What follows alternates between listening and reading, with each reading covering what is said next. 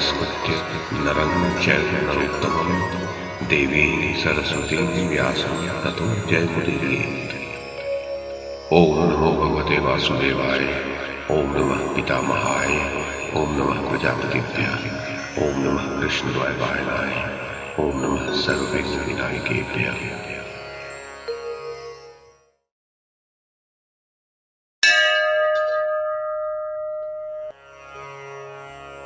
संजय ने कहा, महाराज धृतराष्ट्र, तदनंतर पुनः कौरव और संजय योद्धा निर्भय होकर एक दूसरे से भिड़ गए। एक ओर युधिष्ठिर आदि पांडव दल के लोग थे और दूसरी ओर कर्ण आदि हम लोग। दोनों दलों में घोर संग्राम छिड़ गया। मनुष्यों का भीषण संहार मचा। प्रलय काल का दृश्य उपस्थित हो गया। उस समय पांडवों के पक्ष में युधिष्ठिर की और हमारे दल में कर्ण की प्रधानता थी। दोनों में घोर संग्राम हुआ। रक्त की धारा बह चली। संशप्तकों में से अब थोड़े ही बच गए थे। इसलिए धृष्टद्युम्न तथा पांडव महारथियों ने सब राजाओं को साथ लेकर कर्ण पर ही धावा किया, किंतु कर्ण ने अकेले ही उन सब का बढ़ाव रोक दिया।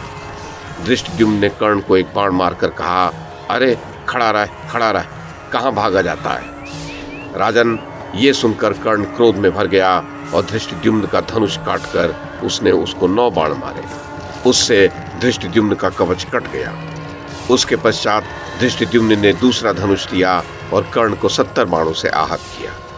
तब तो कर्ण को बड़ा कोप हुआ। उसने धृष्टद्युम्न पर मृत्युदंड के समान भयंकर बाण का प्रहार किया। उस बाण को धृष्टद्युम्न की ओर जाते देख सात्विकी ने उसे हाथ की फुर्ती दिखाते हुए सहसा उसके 7 टुकड़े कर डाले। निष्पाप नरेश, ये देख कर्ण ने बाणों की वर्षा करके सात्विकी को चारों ओर से घेर दिया और 7 नाराजों से उसे बींध डाला। सात्विकी ने भी कर्ण के साथ वही व्यवहार किया। तदोपरांत उन दोनों में विचित्र प्रकार से घोर युद्ध होने लगा, जिसे देखने और सुनने से भी भय लगता था। इसी बीच धृष्टद्युम्न पर अश्वत्थामा ने चढ़ाई। आर्य जैसे द्रोणाचार्य समर भूमि में धृष्टद्युम्न को देखकर मन ही मन खिन्न हो उसे अपनी मृत्यु मानते थे, उसी प्रकार शत्रु वीरों का संहार करने वाले धृष्टद्युम्न भी रण क्षेत्र में अश्वत्थामा को देखकर अप्रसन्न हो उसे अपनी मृत्यु समझते थे। महाराज, वे दोनों एक दूसरे को देखते ही अत्यंत क्रोध में भर गए। प्रजानाथ, तदोपरांत प्रतापी द्रोणपुत्र ने बड़ी उतावली के साथ अपने पास ही खड़े हुए धृष्टद्युम्न से कहा, पांचाल कुल कलंक, आज मैं तुझे मृत्यु के मुख में भेज दूंगा। तुमने पूर्व काल में द्रोणाचार्य का वध करके जो पाप कर्म किया है, वो एक अमंगलकारी कर्म की भांति आज तुझे संताप देगा। ओ मूर्ख, आज तू अर्जुन से आरक्षित रहकर युद्ध भूमि में खड़ा रहेगा, भाग नहीं जाएगा तो अवश्य तुझे मार डालूंगा। ये मैं तुझसे सत्य कहता हूँ। नरेश्वर, अश्वत्थामा के ऐसा कहने पर प्रतापी धृष्टद्युम्न ने उससे कहा, अरे तेरी इस बात का उत्तर तो मेरा वही खड़ग देगा जिसने युद्ध स्थल में विजय के लिए प्रयत्न करने वाले तेरे पिता को दिया था। यदि मैंने नाम मात्र के ब्राह्मण द्रोणाचार्य को पहले मार डाला था, तो इस समय पराक्रम करके तुझे भी मैं कैसे नहीं मार डालूंगा। नृपश्रेष्ठ, यूं कहकर सेनापति धृष्टद्युम्न ने अमरश में भरकर अश्वत्थामा को एक तीखे बाण से बींध डाला। इससे अश्वत्थामा को बड़ा क्रोध हुआ। उसने इतने बाणों की वर्षा की जिनसे धृष्टद्युम्न के चारों ओर की दिशाएं ढक गईं। इसी प्रकार धृष्टद्युम्न ने भी कर्ण के देखते देखते द्रोण कुमार को अपने सहायकों से आच्छादित कर दिया तथा उसका धनुष भी काट डाला। महाराज, सब ओर से दर्शनीय राधापुत्र कर्ण ने भी पांडवों सहित पांचालों, द्रौपदी के 5 पुत्रों युधामन्यु और महारथी सात्विकी को अकेले ही आगे बढ़ने से रोक दिया था। अंबिकानंदन, धनुष कट जाने से अश्वत्थामा ने दूसरा धनुष बाण हाथ में लेकर उससे धृष्टद्युम्न के धनुष, शक्ति, गदा, ध्वजा, अश्व, सारथी तथा रथ को पलक मारते नष्ट कर दिया। तब धृष्टद्युम्न ने ढाल और खड़ग हाथ में लिया, किंतु महारथी अश्वत्थामा ने भल्लों से मारकर उनके भी टुकड़े टुकड़े कर डाले। साथ ही उसने अनेक बाणों से धृष्टद्युम्न को बहुत पीट दिया।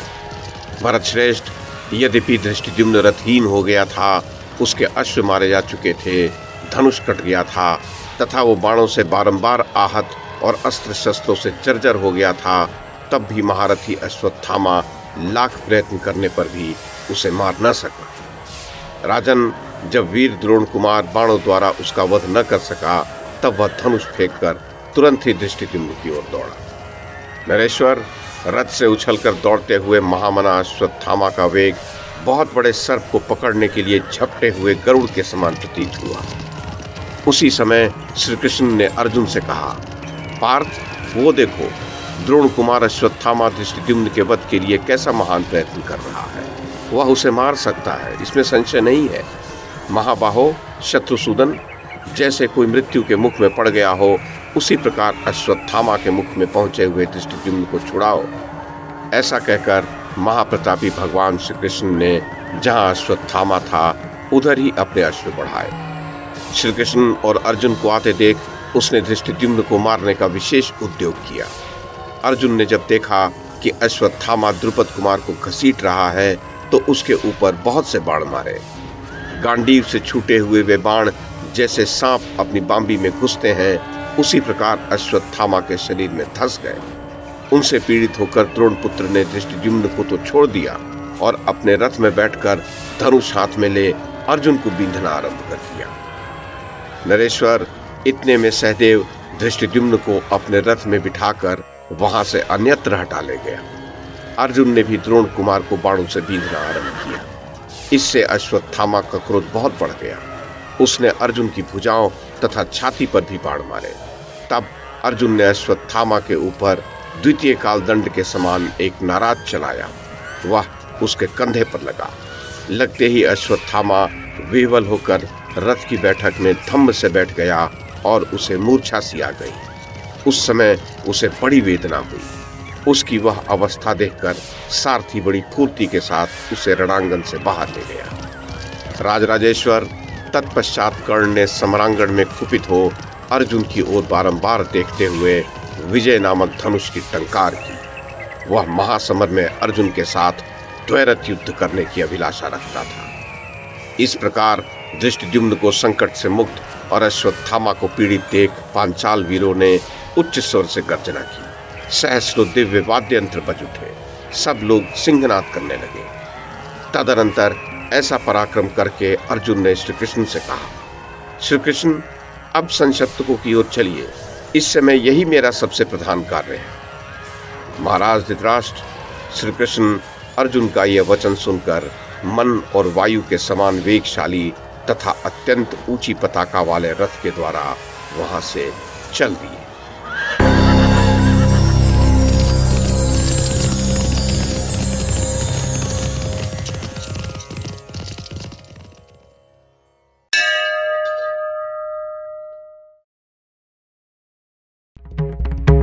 YouTube के माध्यम से महाभारत की कथा को एक श्रृंखला के रूप में प्रस्तुत करने का हमारा ये प्रयास यदि आपको सराहनीय लगा हो तो कृपया इस कड़ी को लाइक और शेयर करें, चैनल को सब्सक्राइब करें और बेल आइकन को दबाएं। साथ में अन्य लोगों को भी देखने के लिए प्रेरित करें। धन्यवाद और नमस्कार।